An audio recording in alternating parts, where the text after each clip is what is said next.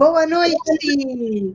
Sejam muito bem-vindos ao terceiro dia da Semana da Educação Física, ou melhor dizendo, Semana Acadêmica, que foi preparada num novo formato, um formato online, uma vez que as condições atuais não permitem a tradicional Semana da Educação Física acontecer nos seus moldes característicos.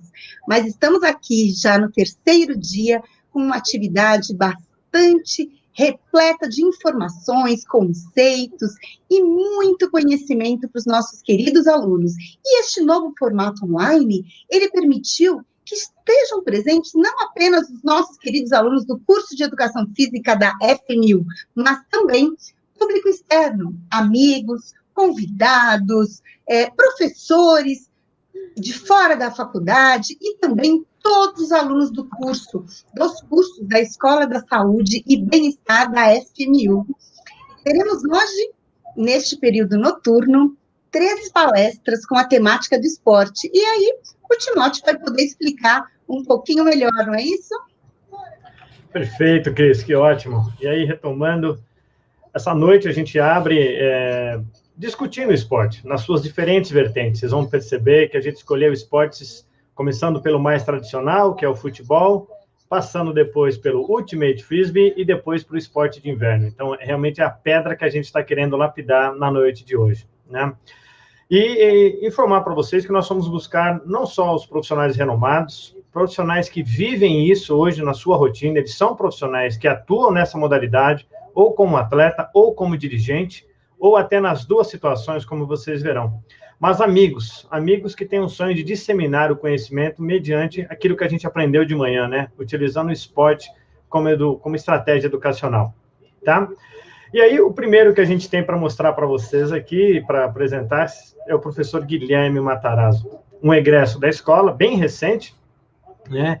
E aí, como eu disse de manhã, e vou retomar, um aluno igualzinho vocês que estão aí sentados, né? Um aluno que usou essa piscina, usou essa carteira, fez as 200 horas complementares, reclamando, mas fez as 800 de estágio sem reclamar, porque isso ele gostava muito de fazer, isso era claro.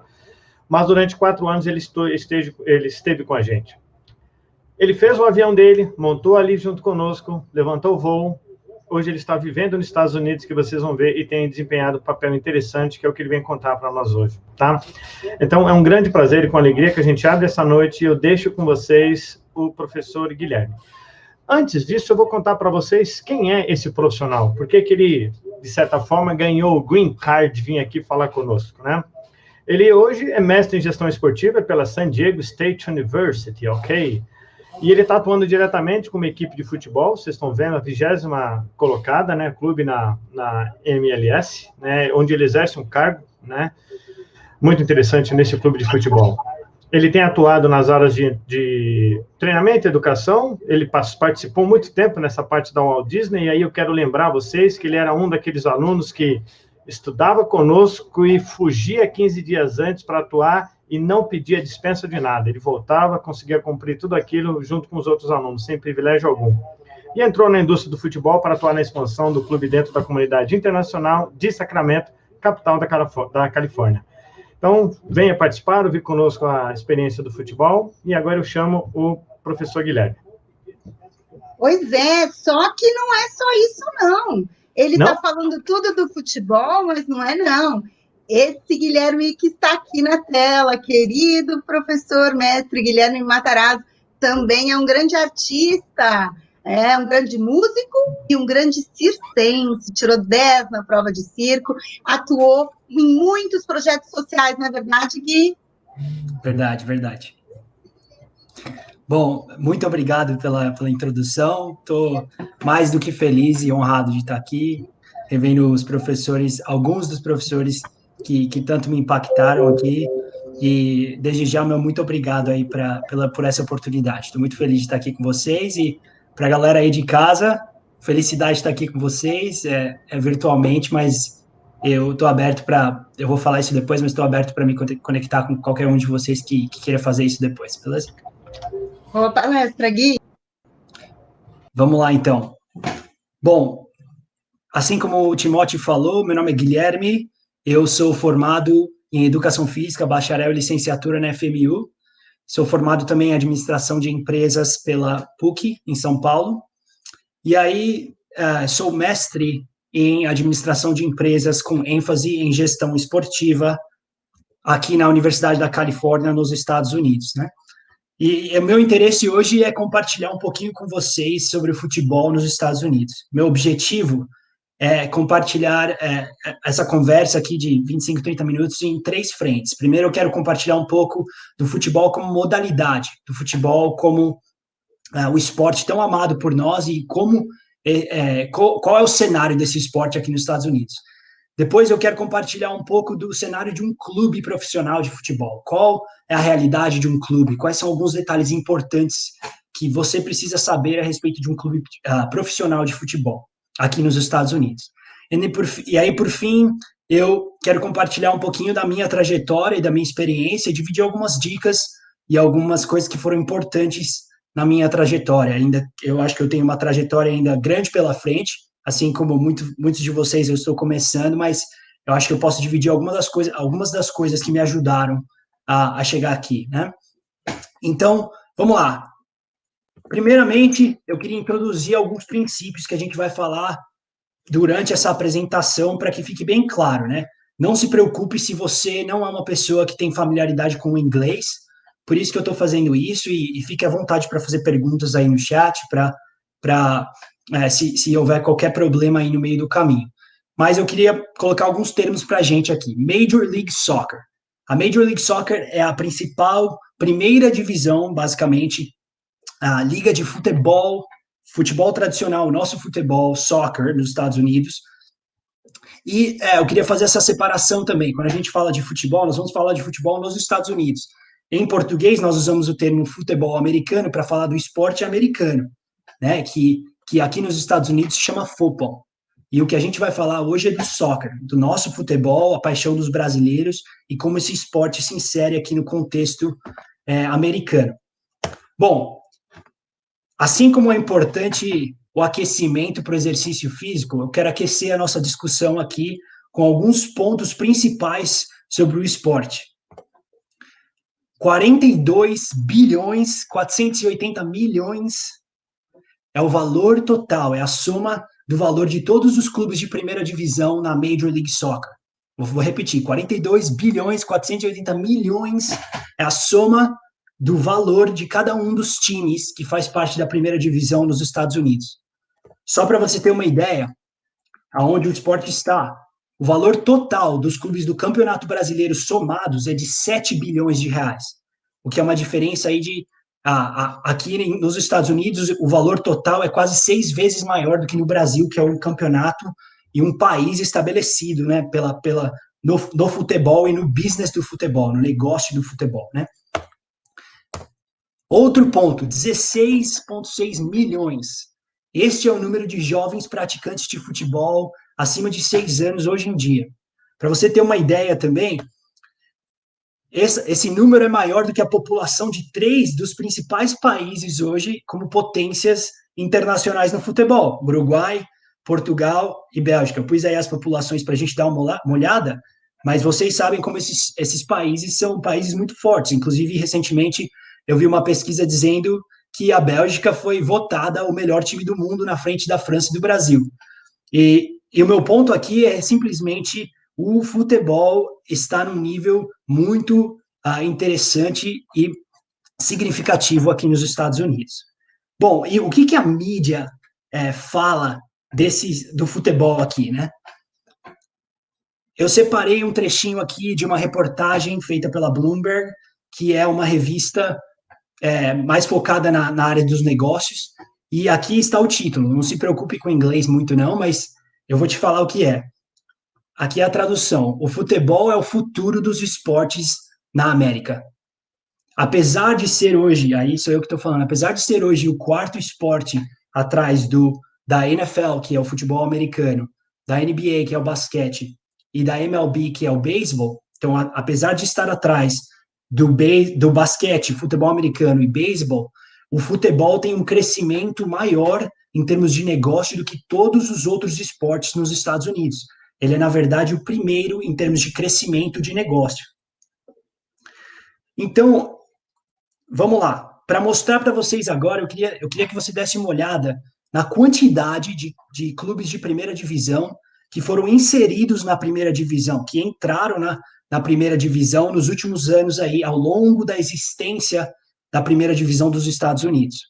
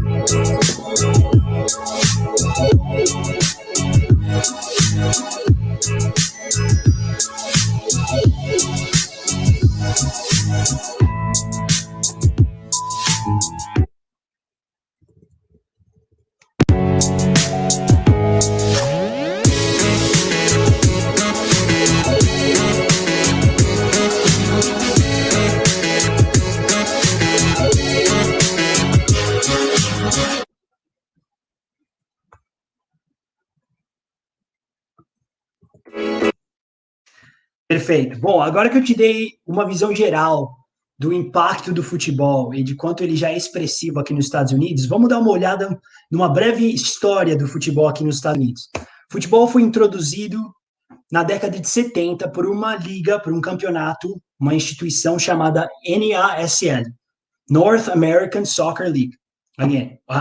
De novo, North American Soccer League, NASL. Essa liga, na década de 70, foi a liga que trouxe o futebol.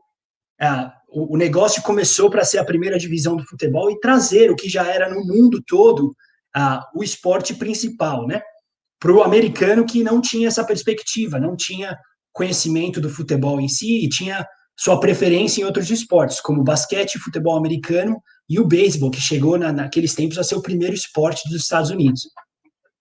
Qual foi a principal estratégia utilizada pela NASL? Foi trazer estrelas para cá, para os Estados Unidos, para atrair multidões. E eu queria ver se a gente podia utilizar o chat aí, para ver se a galera adivinha quem foi o principal jogador que veio jogar nessa liga na década de 70 e qual foi o time que ele jogou. Valendo, vamos ver se alguém manda no chat aí.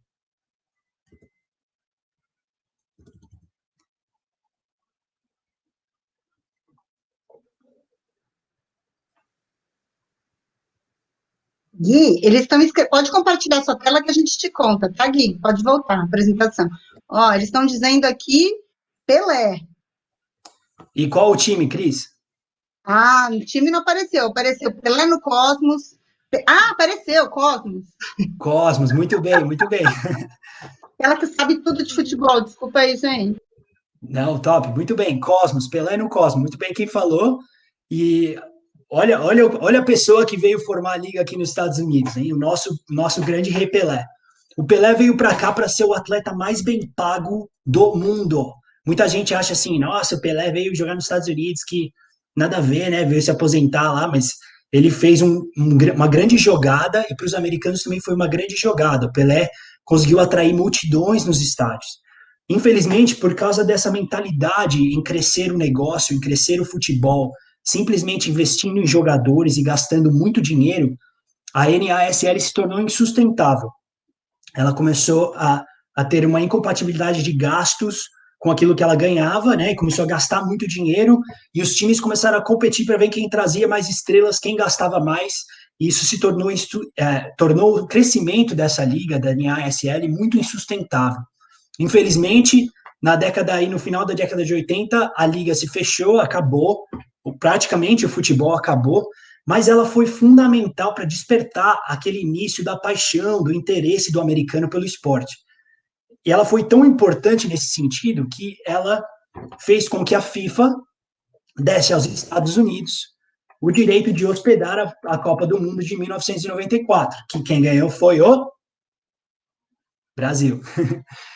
Depois da Copa do Mundo de 94, que foi um grande sucesso de multidões assistindo jogos e o interesse do esporte no futebol só aumentou, empresários, e principalmente os empresários da área de gestão esportiva nos Estados Unidos, viram no futebol uma grande oportunidade. Como que depois de todo esse interesse nós não teremos uma primeira divisão?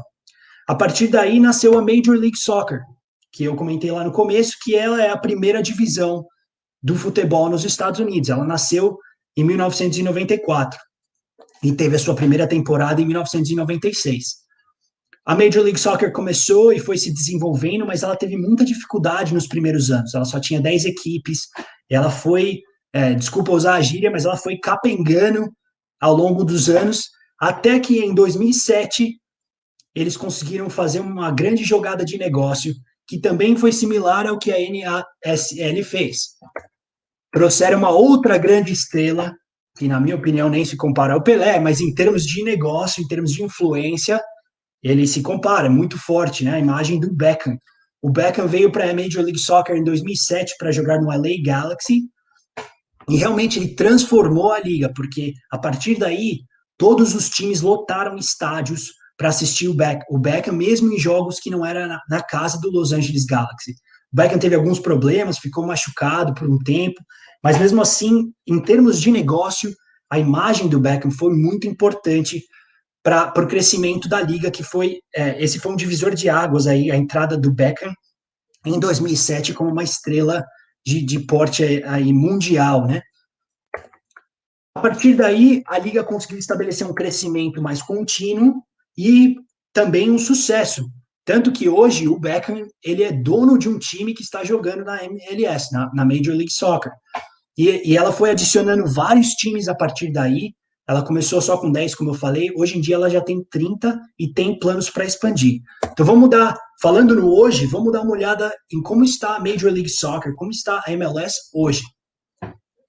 Bom, a primeira coisa que eu queria destacar aqui é a taxa de entrada. Gui, o que é isso? Para entrar na Major League Soccer, nós vamos falar daqui um pouquinho do sistema que ela tem, que é um pouquinho diferente de todos os outros campeonatos, é o sistema americano.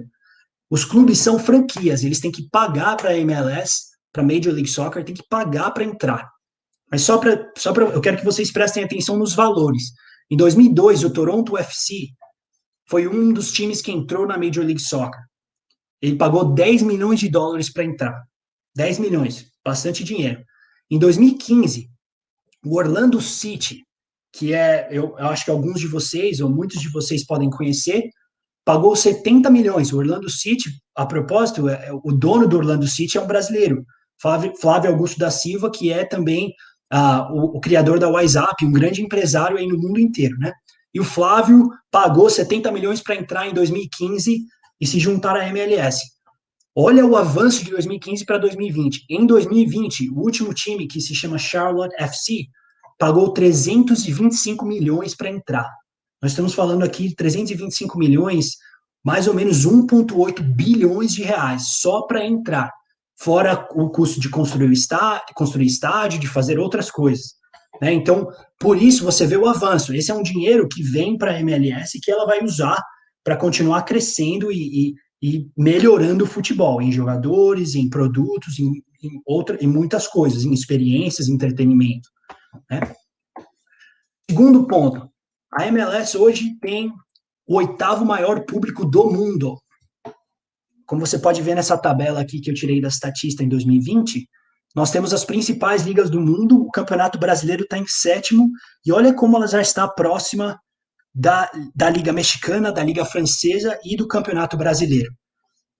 Um ponto importante também é que a maioria dos estádios da Major League Soccer, eles são menores do que os estádios brasileiros e os mexicanos e os franceses. Eles têm, na sua maioria, eles têm tentado adotar um padrão de 20 mil, ao redor de 20 mil assentos, né? Então, você já vê que em termos de público, a Major League Soccer, como o campeonato principal dos Estados Unidos, já é muito expressiva. Por fim, o Atlanta United é um dos times que é um pouquinho a exceção da regra. O Atlanta United divide um estádio com um time de futebol americano que se chama Atlanta Falcons, e o Atlanta United tem o 10º maior público do mundo em 2018. 53 mil pessoas, em média, em todos os seus jogos da temporada. E o Atlanta United, a propósito, já bateu mais de 10 jogos com mais de 70 mil pessoas assistindo os jogos deles. Eles bateram esse recorde de mais de 10 jogos com 70 mil pessoas em 2019. Então, em resumo, você já vê como a Major League Soccer, no presente, já é muito estruturada e tem um grande potencial. Ela já é uma liga forte, pensando mundialmente. Assim como nós falamos no passado aí da NASL trazendo Pelé e atraindo as multidões, a MLS, Major League Soccer, também utilizou dessa estratégia para poder atrair pessoas para assistir o esporte, claro, né? E aí eu pus algumas fotos dos principais atletas que passaram na MLS nos últimos 10 anos. Então eu vou só falar rapidinho para quem não é muito familiar com futebol, mas acredito que a maioria de vocês vai saber. Ibrahimovic, Kaká, Beckham, Thierry Henry, Wayne Rooney e o Andrea Pirlo. Todos esses grandes estrelas mundiais, ídolos dos seus países, e esses caras ajudaram muito também a ter grandes públicos na Major League Soccer, né?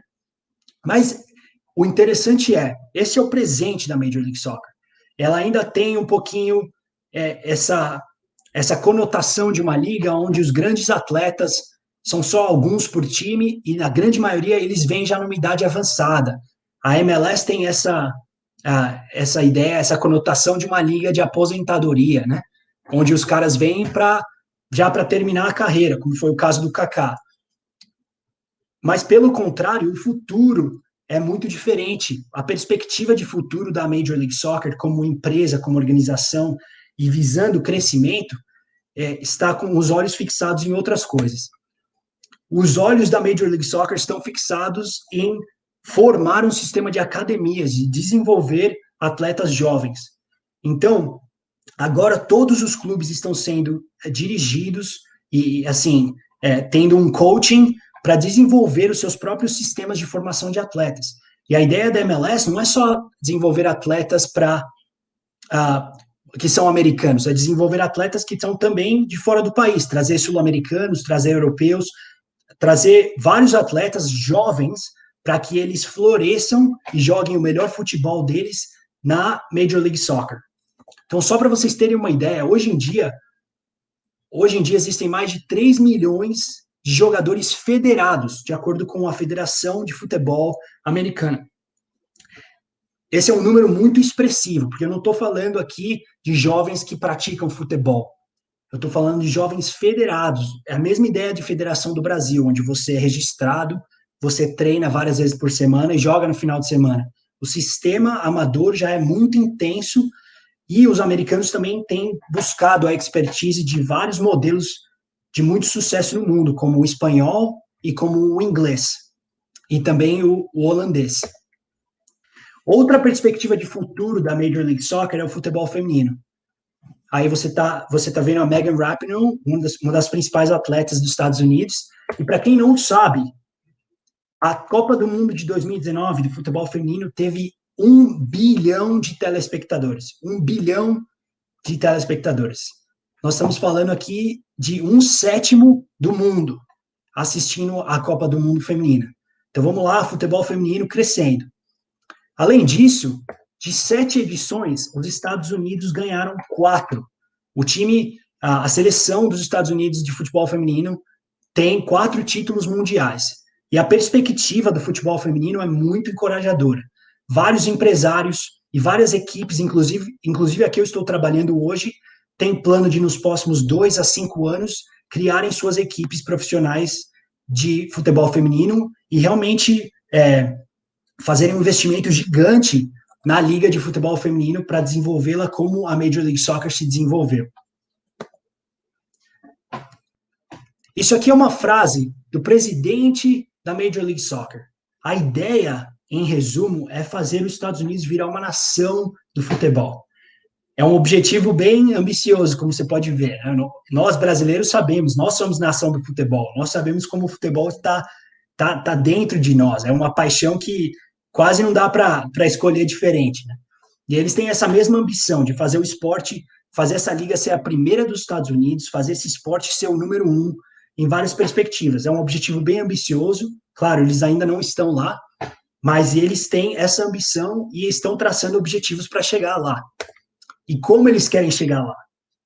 Em 2026, os Estados Unidos vai ser o país que vai hospedar a Copa do Mundo. E esse é o momento visto como catalisador do crescimento do futebol nos Estados Unidos. A partir da Copa do Mundo, muitos empresários acreditam que é aí que eles vão começar a colher os frutos dos seus investimentos em equipes, em esporte amador, em futebol profissional, em futebol feminino. A Copa do Mundo vai ser muito importante para fazer com que os americanos gostem ainda mais de futebol, assistam ainda mais do futebol, e isso vai realmente ser um catalisador para impulsionar ainda mais o crescimento da Major League Soccer nos Estados Unidos. Bom, na nossa segunda etapa aqui, eu queria rapidamente te dar uma geral, dividir um pouquinho da realidade de um clube, de uma dessas pecinhas que faz parte da Liga Profissional dos Estados Unidos no futebol. Então, só para compartilhar com vocês, hoje em dia, como eles mencionaram, eu sou de São Paulo também, estudei na FMU, claro, e eu trabalho e moro aqui em Sacramento. Sacramento é a capital da Califórnia, e ela tem mais ou menos 3 milhões de pessoas na região toda, assim. E o meu clube, que é o Sacramento Republic FC, que você está vendo aí o logo dele, ele nasceu em 2012, num barzinho, conversando, como um negócio. Ele nasceu em 2012, estreou nas ligas menores em 2014 e foi crescendo, até um certo ponto onde ele foi aceito como uma franquia da Major League Soccer. Ele teve que comprar o seu lugar e ainda mais a escolha de quem é aceito é da Major League Soccer. Ele ficou tentando muitos anos e pagou $250 mil para poder entrar na Major League Soccer. Tem 3 pilares principais que tem um papel importante para a Major League Soccer quando ela vai aceitar uma equipe ou não dentro da liga, né? Nesses últimos anos, nós vimos o vídeo de quantos clubes nasceram, né? Hoje nós estamos com 30 e ela começou com 10. Esses 3 pilares são, o primeiro deles, donos com uma reputação e com capital financeiro expressivo.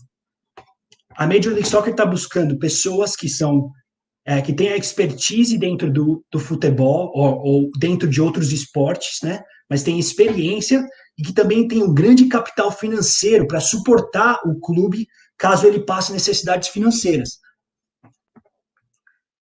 O segundo pilar é uma base de torcedores sólida, um mercado, basicamente, em outras palavras, um mercado forte onde as pessoas consomem o produto que é, nesse caso, o futebol.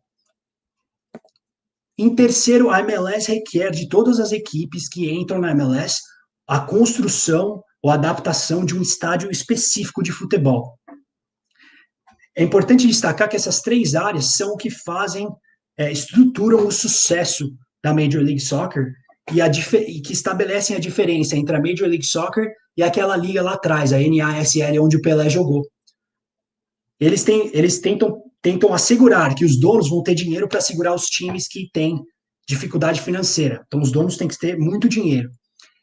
Eles têm certeza que a base de torcedores e o mercado local é muito forte para poder aceitar um time. E no passado, utilizava-se vários estádios diferentes, às vezes de futebol americano ou de beisebol para o jogo de futebol, e isso prejudicava a experiência do torcedor de futebol. Então, eles têm demandado que os times construam um estádio específico e que formem uma experiência totalmente personalizada e totalmente orientada ao futebol mundial, que é como nós temos no Brasil. Então, eles também estão desenvolvendo torcidas organizadas, bandeiras, várias outras coisas para fazer a experiência do futebol como ela é internacionalmente. E como funciona o sistema da MLS? Em resumo, a MLS ela tem controle total das equipes que fazem parte dela. A MLS segue um modelo das outras ligas americanas, que as principais são a NFL, que é do futebol americano, a NBA, que é do basquete, e a MLB, que é do beisebol. Em todos esses modelos de futebol americano, basquete e beisebol, a situação é a mesma. Os times são franquias, eles compram um pedaço da liga em si, que é uma organização gigante. Cada time que entra compra um pedacinho e se faz parte dessa organização. O controle é totalmente centralizado por parte da MLS. Os times não podem decidir, tomar uma atitude, mudar o logo, criar um produto sem conversar com os líderes da MLS. Os times também têm um teto salarial, eles não podem sair comprando jogador adoidado, gastando dinheiro adoidado. Eles têm que reportar para a MLS, e eles também têm um teto salarial estabelecido pela MLS, que hoje em dia é 3 milhões de dólares. Eles também têm a possibilidade de ter jogadores que fogem do teto salarial, mas eles têm que arcar com todo o custo. E, além disso, todos os clubes dividem custos e lucros. Então, vamos imaginar, o meu time aqui tem uma lojinha que vende pra caramba, tem muito lucro. Esses lucros são compartilhados entre os outros times da MLS também. O Lakers acabou de ganhar a final da NBA, né? E os lucros de venda de camisetas e venda de produtos dos Lakers foram absurdos. No mesmo sistema da MLS, a NBA dividiu esses lucros com todos os times, o dinheiro não ficou só para o Lakers. Então, esse é um sistema mesmo americano. E também, por fim, são divisões independentes. A MLS é a primeira divisão e não existe uma conexão da MLS com as outras ligas que servem como segunda e terceira divisão. Então, o último time ele não cai para a segunda divisão e o primeiro time só fica lá como primeiro lugar.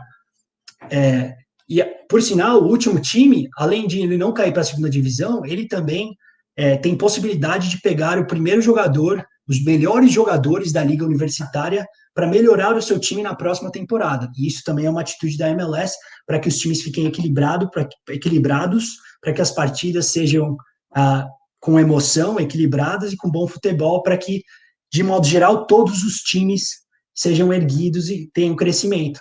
A competição aqui ela é encorajada. É como se o Palmeiras e o Corinthians torcessem para os dois terem sucesso, ganhar o máximo de jogos possíveis, ganhar o máximo de dinheiro possível. O que, no nosso caso, né, com a rivalidade e a paixão que nós temos, é uma coisa difícil de imaginar. E como que as equipes ganham dinheiro aqui nos Estados Unidos? Existem 3 pontos principais. O primeiro deles é com direitos de transmissão. Acho que vocês têm familiaridade com isso, mas, basicamente, a Globo entende que é importante para ela comprar os direitos de transmitir partidas de futebol, porque as pessoas que assistem futebol vão ter acesso a assistir tudo que a Globo faz e assistir a Globo com seus programas, com seus patrocinadores, com seus produtos. A segunda principal fonte de renda de um time são ingressos. E eu coloquei aí uma fotinho do sócio-torcedor. Interessantemente, aqui nos Estados Unidos, basicamente 75% de um estádio o estádio inteiro, 75% é de cadeiras cativas. Então, as pessoas compram para a temporada inteira, e esse sistema de vendas, que é a propósito no que eu trabalho aqui também, é muito forte. Para você imaginar um estádio de 20 mil pessoas que nós estamos construindo, 15 mil assentos vão ser de cadeiras cativas, comprados pela temporada inteira. Por fim, os patrocínios, que basicamente são associações de marca, né? Por exemplo, o Itaú entende que é interessante se associar com a CBF, com o Brasil, para ter, usufruir dos fãs e dos torcedores do Brasil, que são presentes no mundo inteiro, e da marca do Brasil também. Um ponto interessante que difere as equipes dos Estados Unidos e do Brasil e também da Europa, mas eu vejo aqui como um grande ponto de contraste com o Brasil especificamente, é a venda de jogadores. E uma grande crítica de especialistas é que muitos times brasileiros, se não todos, se apoiam muito nas rendas que vêm da venda de jogadores. E aí eles entram um pouco nesse mercado que é meio canibal, de produzir jogadores e vender, eles acabam esquecendo de fortalecer os seus esforços nessas outras áreas e outras áreas que poderiam ser fortes fontes de renda para esses clubes. Os Estados Unidos ainda não têm um sistema forte para vender jogadores, mas mesmo se tivesse, esses 3 sistemas estão super sólidos e estruturados. E a ideia é que no futuro, mais e mais jogadores americanos vão ser produzidos desse sistema de academia, e essa vai virar uma nova fonte de renda muito forte para os clubes americanos. Por fim, eu sei que eu já estou para terminar aqui, eu queria compartilhar um pouquinho da minha experiência profissional e da minha trajetória com vocês.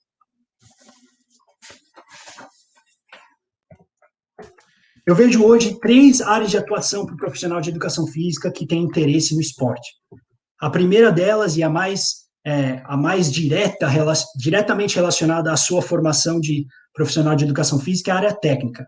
Pode ser uma área técnica relacionada à fisiologia do exercício, à preparação física, ou então uma área técnica relacionada à técnica do futebol, como um preparador de goleiros, ou mesmo um técnico, um formador, né?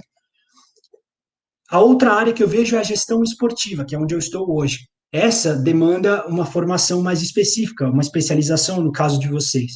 Mas a gestão esportiva é plenamente possível para vocês, eu sou uma prova disso, e ela inclui as áreas de marketing, áreas comerciais, área legal, área de finanças, como uma empresa. Ela realmente requer do profissional mais competências de administração de empresas do que competências técnicas. Isso é uma verdade. Então, por isso que eu digo que para vocês que têm interesse em entrar na gestão esportiva, é muito importante se especializar e aumentar suas competências nessa área. E tem uma área autônoma também, de agências e agentes de jogadores. O que eu quero dizer com agências, são agências de marketing e outros negócios que se relacionam diretamente com clubes e entidades esportivas. E outro exemplo que é muito, muito comum e conhecido por todos são os agentes de jogadores que cuidam da carreira de atletas, administram, fazem parcerias com atletas, por exemplo. Por fim, eu queria finalizar com um pouquinho da minha história aqui. Como vocês já viram, eu sou formado em educação física, uma vez mais, eu amo fisiologia, eu amo várias coisas dentro da educação física, e eu não sabia exatamente o que fazer. Alguns anos atrás, eu trabalhava com a minha família para ajudar o nosso negócio, mas eu entendi que eu queria perseguir os meus sonhos. Eu acho que eu demorei um pouquinho para começar a correr atrás daquilo que eu realmente sonhava em fazer. Então, a primeira coisa que eu queria deixar com você hoje é sonhe. Sonhe e tenha a sua visão assim, colocada naquilo que você sonha em fazer, naquilo que você se vê sorrindo e adorando fazer. E a outra palavra que eu queria deixar é desafie-se. Desafie-se todos os dias. Não é fácil, é competitivo. Você precisa ser o melhor naquilo que você faz. O que você sonha em fazer?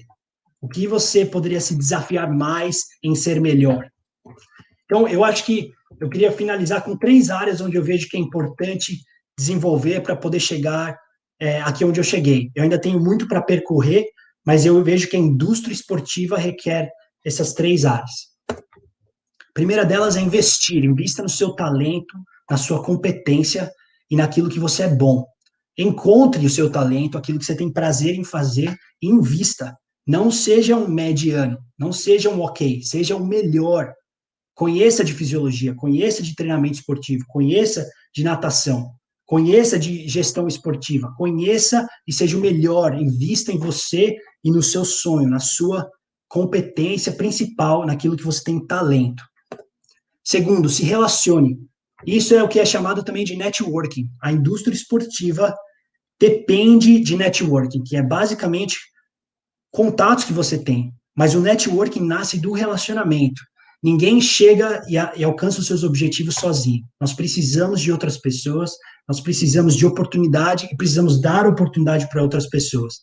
Então, vá para cima, conheça pessoas, agregue valor para a pessoa. Não peça favor, mas agregue valor. Essa é uma frase que eu guardo muito na minha cabeça. Não peça só favor, agregue valor às pessoas. Agregue valor ao que elas fazem, valorize as pessoas e se dedique às pessoas a construir relacionamentos sólidos. Por fim, seja empreendedor. Eu acho que esse é um dos principais pontos que eu vejo dentro da área de esporte, gestão esportiva e na área de educação física em si. Eu acredito que é possível um profissional de educação física no Brasil ter sucesso. É difícil? É difícil, mas é possível. E o empreendedorismo é muito importante para isso. Sonhe grande. Sonhe em ser um grande personal trainer com a sua marca, com a sua empresa. Sonhe grande. Sonhe em crescer. Na verdade, esse é o meu conselho para você, mas você não precisa fazer isso. Mas eu digo, tenha uma mente empreendedora, de crescimento. Nunca aceite a zona de conforto como algo que benéfico para você. Eu te garanto, não é. E nessa jornada, eu passei por muitos desafios também, eu tive que fazer 2 ou 3 intercâmbios, como o Timóteo falou, eu saía de faculdade, pedia permissão, viajei, consegui trabalhar na Disney, fiz não sei o que lá, fiz tudo que eu podia, desenvolvi a língua, me esforcei, tive tempos de muita chateação, dificuldade, e graças a Deus hoje eu me vejo alinhado com aquilo que eu sonho em fazer, com aquilo que eu quero fazer, e é esse o meu desejo também para todos vocês.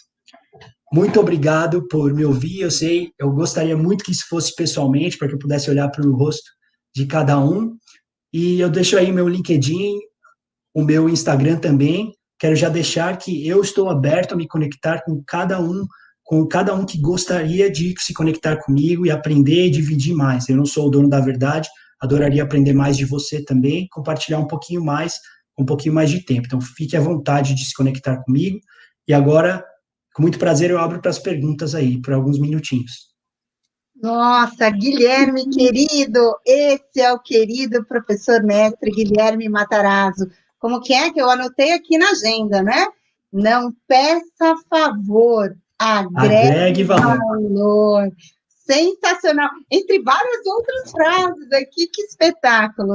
É realmente um privilégio ter recebido você aqui de volta a casa nesta noite, trazendo para todos conceitos, valores e conteúdos, assim, realmente inquestionáveis para a formação, abrilhantando e muito este evento.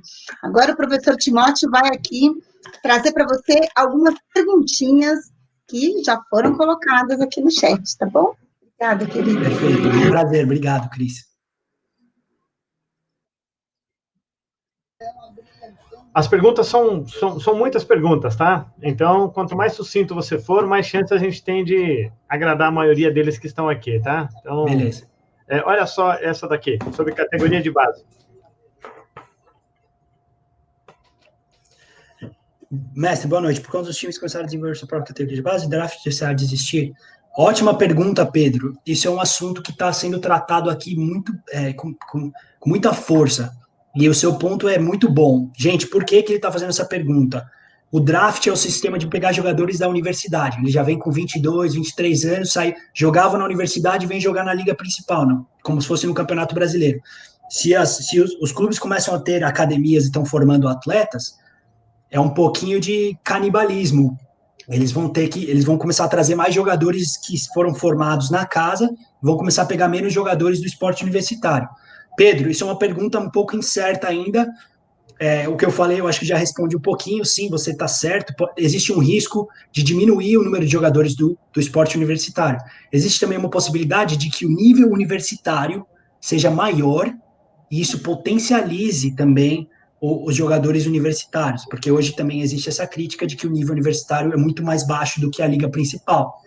Então, essas são duas possibilidades aí que eu vejo possíveis no futuro. Espero que eu tenha respondido aí um pouquinho da sua pergunta. MLS usa o formato de playoffs. Você acha que com tantos times será necessário criar uma segunda divisão branca?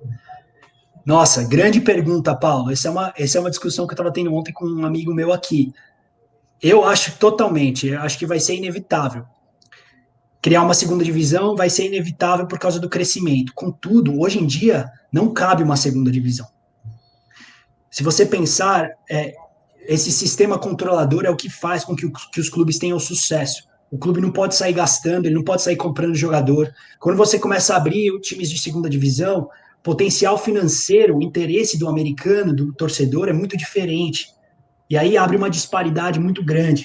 Como se fosse um time de segunda divisão, não consegue pôr 3 mil pessoas no estádio, e ele está jogando contra um time que põe 20, 40, 50. Então, imagina se um time de segunda divisão que põe 2 mil pessoas no estádio, sobe para a primeira divisão, começa a jogar com os caras que põem 50. Como que vai ser administrado isso? Então, hoje o sistema é muito estruturado para que não tenha segunda divisão. Eu acho que esse é um movimento que vai acontecer dentro de uns 10, 15 anos, para ser sincero. E esse é um chute meu mesmo, né? Walter, uma pergunta. Você acha que tem possibilidade de um dia os times da MLS entrarem em competições maiores? Grande pergunta, Walter. Totalmente. Inclusive, eles já fazem parte de competições maiores. Não sei se você tem familiaridade, existe uma Copa chamada CONCACAF, onde jogam os times do Canadá, dos Estados Unidos, do México e do Caribe. Se eu não tô errado, mas é mais ou menos isso. E esses times, o campeão desse campeonato já vai para a Copa do Mundo de clubes, que é a mesma que o Brasil, que o campeão da Libertadores vai, que é a mesma que o campeão da Champions League vai. Então, conforme o futebol americano, né, o futebol nos Estados Unidos se desenvolve mais e mais, os times vão ter mais potencial de chegarem. Eu acho que vai ser um grande ponto de inflexão o dia que um time americano ganhar a CONCACAF, for enfrentar um time de Champions League e potencialmente ganhar, como acontece com alguns sul-americanos quando ganham Libertadores, né? Eu acho que isso está próximo. Eu acho que dentro dos próximos 5 a 10 anos nós vamos ver isso também, mas isso já pode acontecer no ano que vem, por exemplo, se os times americanos tiverem capacidade, competência de ganhar a CONCACAF, né, que os dá oportunidades internacionais maiores.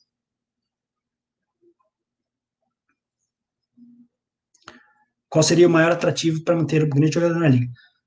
Grande pergunta, Jackson. Essa é a minha opinião, né? Eu leio muito a respeito e eu vejo que quando um jogador é trazido para cá, ele também vem com um plano de carreira, que é muito interessante. Todo esse plano de expansão, o surgimento de novas equipes, a compra de grandes atletas, tudo isso é dividido com esses jogadores, principalmente os jogadores de mais prestígio.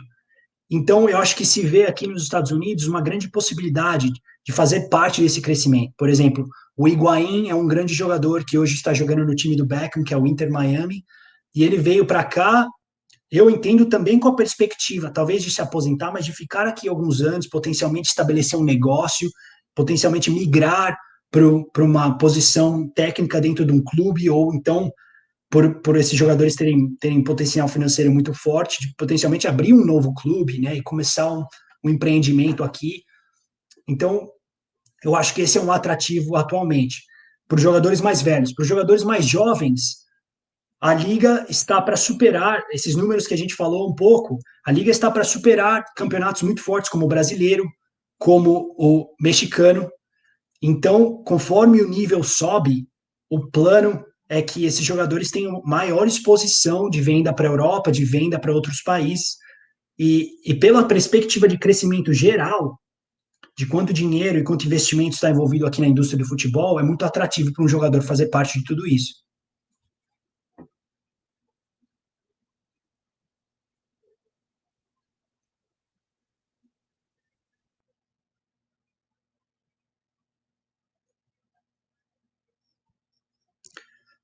Leonardo, ótima pergunta.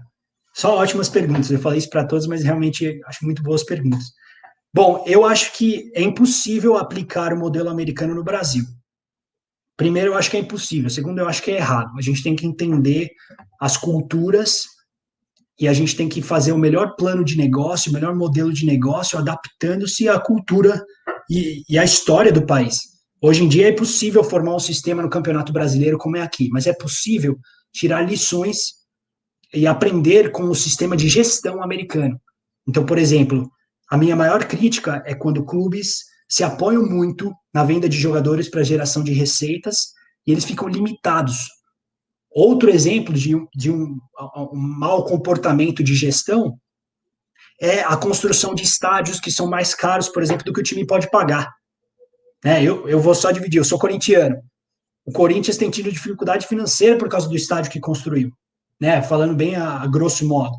Então, será que vale a pena se endividar tanto assim? O clube tem que ser visto mais como empresa e ele tem que ser menos visto como uma organização familiar, com politicagem. Ele tem que ser visto como negócio e ele precisa crescer, ele precisa, nem que seja um plano para o futuro, devagar e contínuo. Mas o Brasil precisa enxergar mais dessa maneira, ao invés de enxergar... bom, o Brasil é maravilhoso, mas eu acho que é o aprendizado, não é? Ao invés de enxergar. Não é que o Brasil faz tudo errado. O Brasil é ótimo, mas tem que enxergar um pouco mais essa ideia de enxergar o negócio, o clube. Obrigado, gente, pelas mensagens. Guilherme, a gente precisa encerrar, tá? Então eu vou reforçar o agradecimento. Eu acho que a gente abriu uma porta para eles aqui ouvindo, quem sabe a gente se encontrar novamente. e vou deixar você aproveitando mais 40, 50 segundos para fazer as considerações. Tem alguns comentários sobre a tua experiência na Disney, se você quiser começar com ela, né? E aí te deixo para você encerrar e agradeço a professora Cris estar aqui ao lado também, ela pode voltar de repente, a gente está na outra sala, mas queria te entregar para a gente encerrar a tua brilhante participação, um show que você deu. Eu realmente estou muito feliz. Muito obrigado. Muito obrigado, professor. Que honra ouvir isso de você.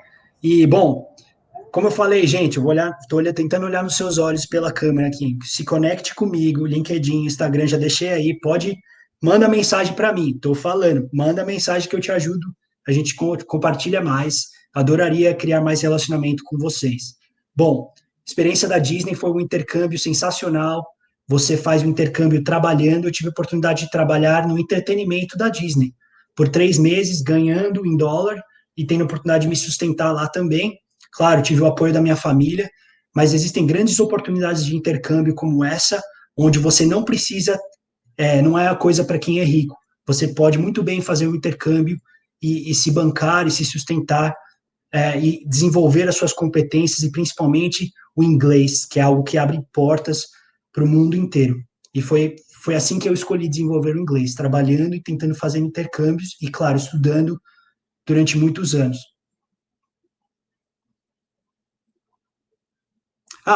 Beleza, acho que a gente vai terminar daqui a pouco. Muito obrigado, gente. Muito obrigado, prazer. Querido. É isso aí, por favor, me adiciona lá, conecte comigo. Mas eu não podia deixar de entrar aqui para também, mais uma vez, bater palmas, agradecer e falar que nós estamos aqui muito, muito, muito felizes com o que vimos aqui, com o que você trouxe para os nossos queridos alunos. Obrigada, Gui. Muito obrigado, muito obrigado. E não deixa de mandar notícia quando vier ao Brasil, por favor, venha nos visitar. Estamos com saudade. Com certeza. Muita saudade de vocês. E um abraço para todos, gente. Muito obrigado. Pessoal, e agora, dentro de 5 minutinhos, nós teremos mais um convidado internacional. Essa noite está incrível, Gui. Você, diretamente dos Estados Unidos. E agora, da onde, Timóteo? Dá uma palhinha.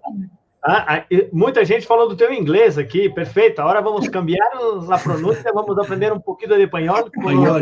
Amigos colombianos, isso é uma semana acadêmica. Abração. Internacional. Tchau, pessoal. Até lá. Tchau, gente. Um abraço.